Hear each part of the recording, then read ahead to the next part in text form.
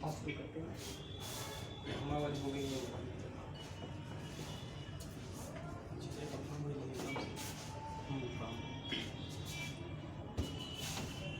देखो, जय हिंद साथियों, मैं पुष्पेंद्र कुमार आप सभी का फ्यूचर स्टडी ग्रुप में स्वागत करता हूँ। आप हमारे ऑफलाइन क्लासों से जुड़ने के लिए वेरियस क्लासेस रायबरेली आ सकते हैं, जहाँ पर आप सभी को विभिन्न विषयों के विशेषज्ञों से ज्ञान प्राप्त करने का अवसर प्राप्त होगा। देखते हैं, हम हिंदी में पढ़े थे अभी तक अलंकार। अलंकार के बाद हम श्रृंखला को जोड़ते हुए अगली श्रृंखला में हम देखते हैं छंद। हिंदी के विशेष और महत्वपूर्ण भाग है छंद, जिसके बिना हिंदी में किसी भी प्रकार की संकल्पना का उदित होना संभव नहीं है। ठीक है, तो जिसमें हम छंद की बात करते हैं बहुत छोटे शब्दों में। छंद, अगर कभी आपसे पूछा जाए छंद की उत्पत्ति कहाँ से होती है, तो छंद की उत्पत्ति होती है संस्कृत का एक धातु है, उसे कहते हैं छद धातु। क्या होता है? छद धातु। ये धातु क्या होता है, आप ध्यान रखेंगे, क्रिया का मूल रूप धातु कहलाता है। क्रिया का मूल रूप धातु कहलाता है। तो संस्कृत की धातु है छद धातु, इससे उत्पत्ति हुई है छंद की। ठीक, ध्यान रखेंगे। छंद का शाब्दिक अर्थ होता है आह्लादित या खुश करना।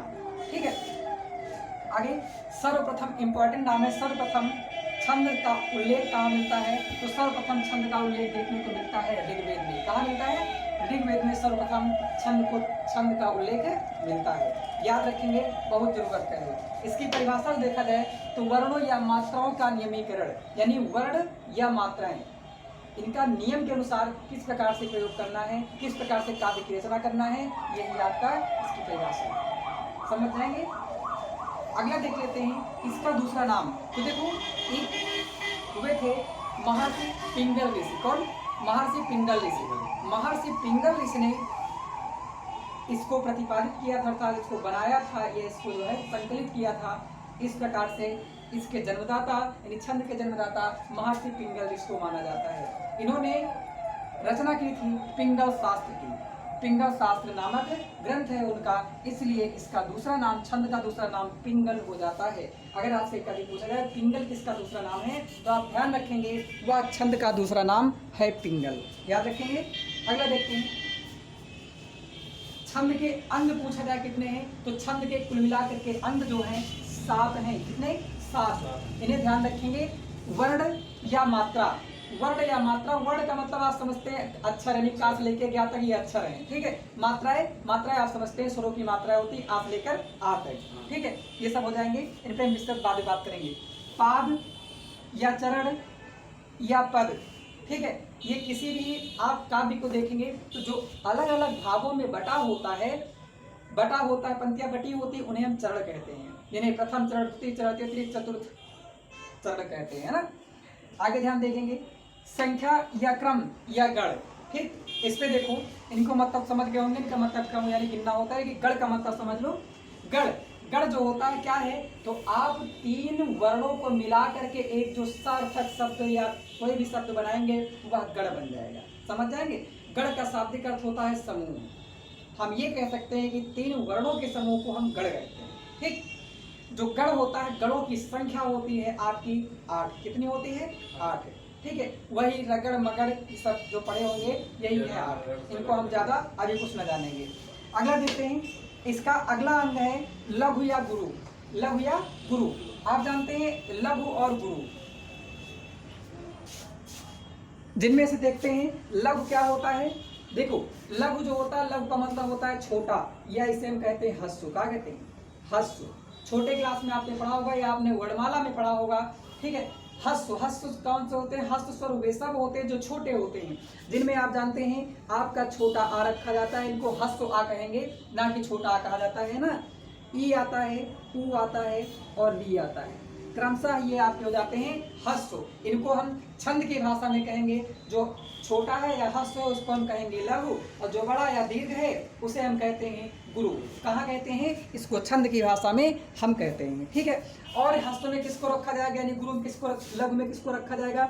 लघु में आपकी चंद्र बिंदु आएगी, ये लघु में गिना जाता है। इनको आपको ध्यान रखना होगा, क्योंकि इनकी वजह से आप ये मात्राओं का काउंटिंग कर पाएंगे। काउंटिंग करने से आपको ये पता लगे कौन सा छंद है। ठीक है, उड़नकी वाला राग इसमें रखेंगे। हाँ अभी सब देखते हैं। ठीक है, ये हो जाएगा, ये हो गया। उसके बाद कौन सा आता है, अगर आपको कहीं पर भी जैसे ऐसे शब्द मिल गए, वर्ड मिल गया कि कोई वर्ड है उसके ठीक पहले अर्ध है लेकिन इससे प्रारंभ होना चाहिए, इसको हम स्वर मतलब कि हस्त यानी लघु में ही रखेंगे। जैसे कहा गया त्वरण, क्या त्वरण, त्वरण कहा गया तो इसके पहले कोई अच्छा तो है नहीं, तो इसे हम सिंगल ही मानेंगे यानी छोटा ही मानेंगे। बात समझ जाएंगे, यानी लघु ही मानेंगे, कोई समस्या नहीं। अगर यही वाक्य में नहीं शब्द में बीच में आता है तो यह जो है इसके ठीक पहले वाला जो वर्ड होता है अगर वह हस्व है वह दीर्घ बन जाता है। ठीक, इनको आपको ध्यान रखना होगा।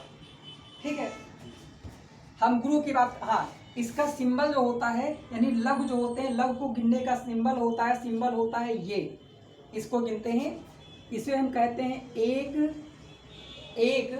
पाई रेखा। क्या नाम होता है इसका, एक पाई रेखा, ये इसका नाम होता है। ठीक, इन्हें ध्यान रखेंगे हम। आइए गुरु की बात कर लेते हैं, गुरु की बात कर लेते हैं। गुरु क्या होता है, तो गुरु की बात हम करेंगे तो गुरु में जो है जितने भी बचते हैं वो सब हो जाते हैं। कौन कौन बचा, तो आप समझ पा रहे होंगे, आ हो जाता है। कभी कभी आपसे तोड़ के पूछा जा सकता है कि गुरु में किसे किसे शामिल किया जा सकता है, तो गुरु में आप कहेंगे दीर्घ, क्या ध्यान रखेंगे, दीर्घ स्वर, दीर्घ स्वर, दीर्घ कौन से, दीर्घ मूल स्वर। ठीक, दीर्घ मूल स्वर में कौन कौन होते हैं, इनके बड़े भाई, यानी बड़ा आ जाएगा, बड़ी ई आ जाएगा, बड़ा ऊ आ जाएगा, ये आपके हो जाएंगे मूल दीर्घ स्वर, समझ जाएंगे। और इसमें आ जाएगा संयुक्त, कौन, संयुक्त स्वर। संयुक्त स्वर दो प्रकार के होते हैं, एक मूल संयुक्त स्वर, एक होता है दीर्घ संयुक्त स्वर। मूल संयुक्त स्वर में आपका छोटा ए आता है यानी स्मॉल ए, मतलब ए, ठीक है, और छोटा ओ आ जाता है। दीर्घ में, दीर्घ संयुक्त में बड़ा ए और बड़ा ओ आ जाता है, समझ जाएंगे। इन्हें आपको ध्यान रखना होगा, समझ जाएंगे। और कौन होगा, और इसमें हो जाता है अयोगवाह, कौन, अयोगवाह। अयोगवाह कितने होते हैं, अयोगवाह दो होते हैं। एक अनुनासिका होता है जिसे अनुनासिक कहते हैं, अर्थात इसे हम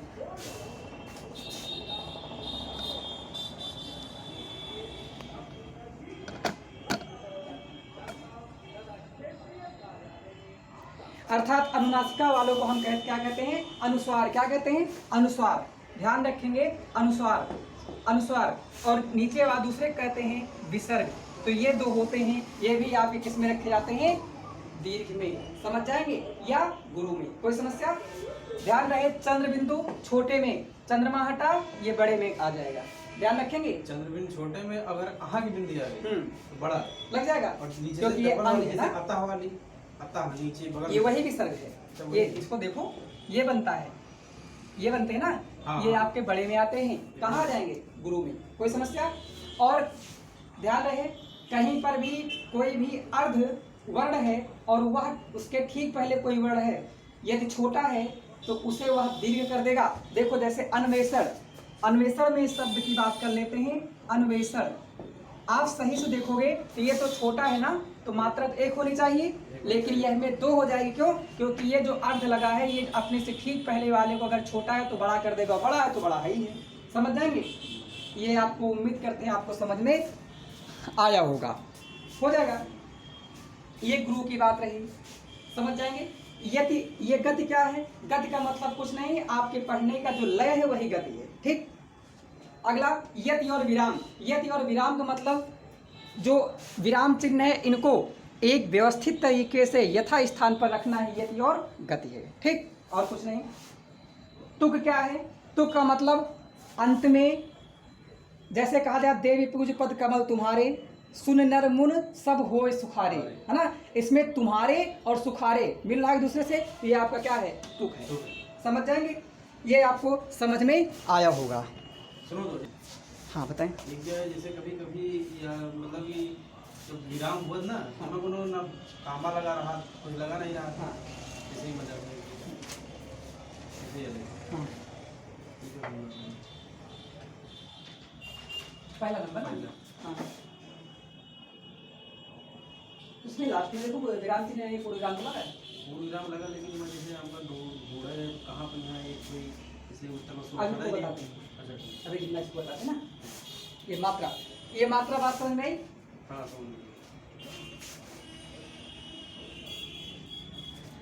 अब मात्रा में हम देख लेते हैं, ये जो गुरु वाला है, गुरु वाला जो इसका चिन्ह क्या होता है, सिंबल होता है आपका, सिंबल आपका इसका हो जाता है ये, ठीक। जो गुरु होता है, गुरु को गिनने का हो जाता है सिंबल, ये होता है। इसको कहते क्या है, इसको कहते हैं एक वर्तुल रेखा। क्या कहते हैं? एक वर्तुल रेखा। इंपॉर्टेंट है, इसे ध्यान रखेंगे। इसकी जहां पर ये रहेगा, यदि दीर्घ रहेगा, ये रखी जाएगी मात्रा, इसको गिना जाएगा 2। क्या गिना जाएगा? 2 गिना जाएगा, ठीक है। इसे आपको ध्यान रखना होगा।